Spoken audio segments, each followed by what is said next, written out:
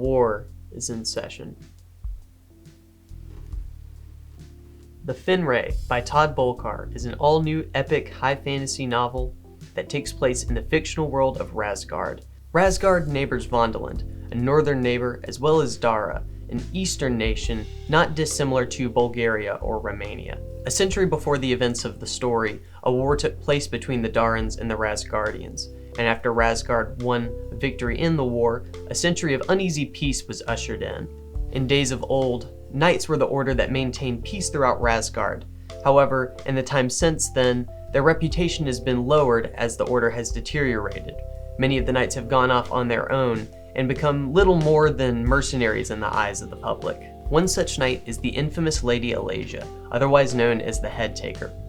Alasia travels through the backwaters of Rasgard, taking on mercenary work and trying to avoid public attention for reasons that are explained as the story develops. I regularly commit massive tax fraud. She's summoned by an old colleague and friend and mage named Dorian Hughes, who summons her to become an instructor at a new academy that he's establishing in Rasgard to train children who are magic wielders in the allied three kingdoms. Dorian wishes Alasia to head one of the houses known as the Fenrei, one of the student houses that's comprised of students mostly hailing from Vondeland, where she would be both the head of their house and an instructor.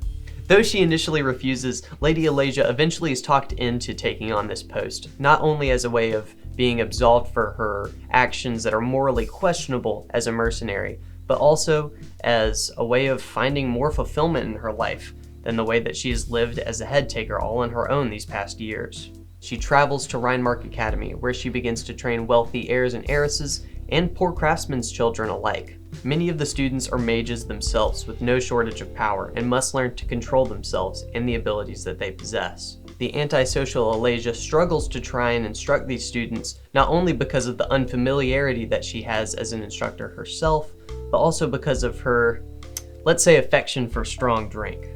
This drink, I like it. I know, it's great, right? Another! Matters are made worse by the nationality and race-based prejudices that many of the students harbor towards one another, particularly the rich students towards the poor, and vice versa. Conflicts reach a boiling point when news spreads that groups of pirates have begun attacking villages nearby to the Reinmark Academy. When the King's Guard is sent to investigate what's going on and to protect the students, theories begin circulating that the pirates might not just be robbing the towns, but might be involved in a conspiracy to overthrow King Titus of Rasgard. No longer present just for their education, the students of Reinmark Academy and the staff must learn who is really on their side and fight for their lives. If I didn't know better, I would not know that this is Todd Bolcar's first novel. He writes a story with an exciting cast of characters, a rich plot, and a swift-moving pace that is long, clocking in at 450 pages in paperback, but it never feels that long, with the swift plot keeping the reader engaged the entire time. In the acknowledgments, Bolcar cites influences like J.R.R. Tolkien and George R.R. Martin as some of the key influences that motivated him to get into fiction writing. And it shows, as the prose in this novel gushes with affection for the novels of its tradition. Lady Alasia evokes Robert Jordan's Moraine Sedai from the Wheel of Time series, or even Ranger Halt from John Flanagan's Ranger's Apprentice series. The structure of this novel even is rather similar to one of Flanagan's novels, ending on a cliffhanger that is very reminiscent of the style that Flanagan wrote many of his novels in. This has me excited for the next installment of this series, called The Fall of the Phoenix, which is currently set to release later in 2023. The dialogue is also quite compelling in this novel as well, which is a rare occurrence in many fantasy genre novels, when many authors spend more of the time and more of their preparation plotting out intricate plot details or looking into the lore and developing that of their story, rather than the specific scene-to-scene interactions with particular characters and their particular dialect. The time spent with Lady Alasia at the start of the book prior to her becoming a teacher at Reinmark Academy is extremely brief, and it actually would have been more illuminating to spend more time with her there before she becomes a teacher. That way we can spend more time seeing what her life is like as the head taker on the road on her own, rather than just as a part of this group so quickly. See Kristen Britton's novel The Green Rider for a novel that has a similar story structure to this, albeit with a different type of character and moral and character development that follows. The large supporting cast of characters is introduced almost entirely in one long chapter.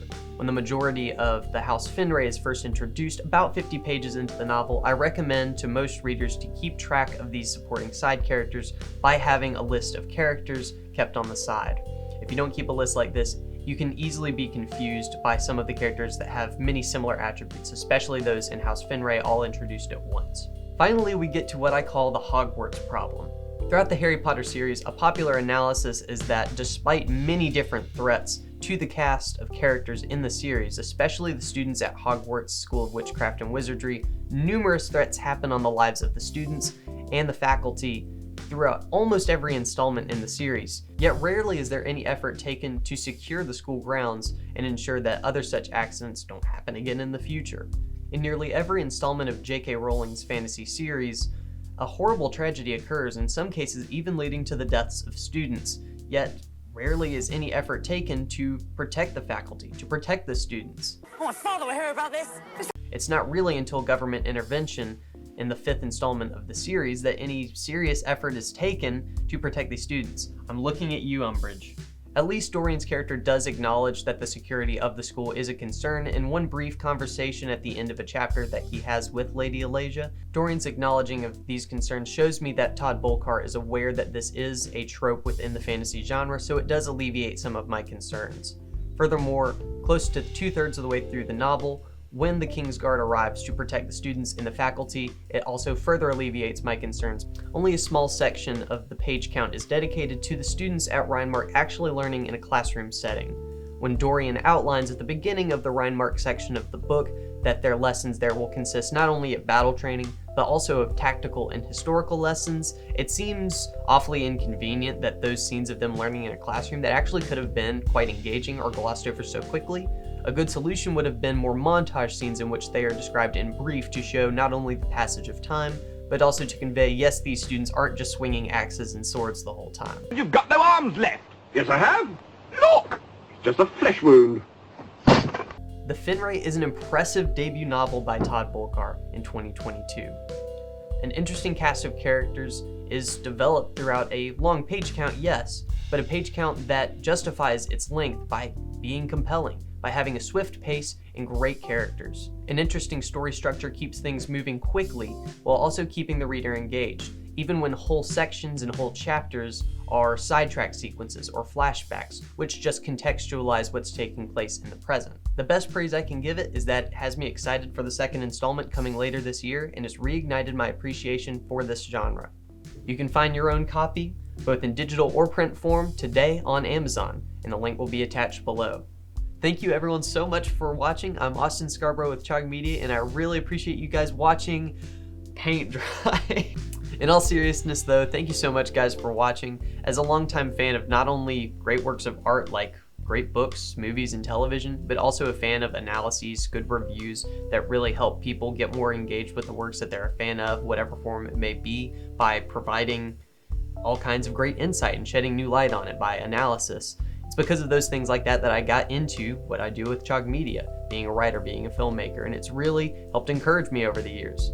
So I hope you guys, because of that, have discovered Todd Bolcar's great book through this review. I hope you will check it out and support his other works coming soon, such as The Fall of the Phoenix coming later this year, as well as our new film, Chog Media's film Jablowski, coming soon to Amazon this summer, as well as its other associated media like our soundtrack, blooper reel. Stay tuned right here to check those things out coming very soon.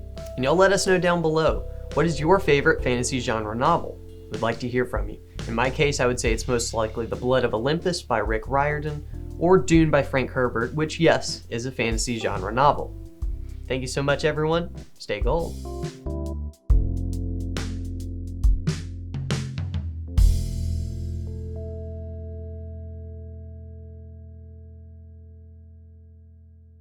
All right, that's a wrap.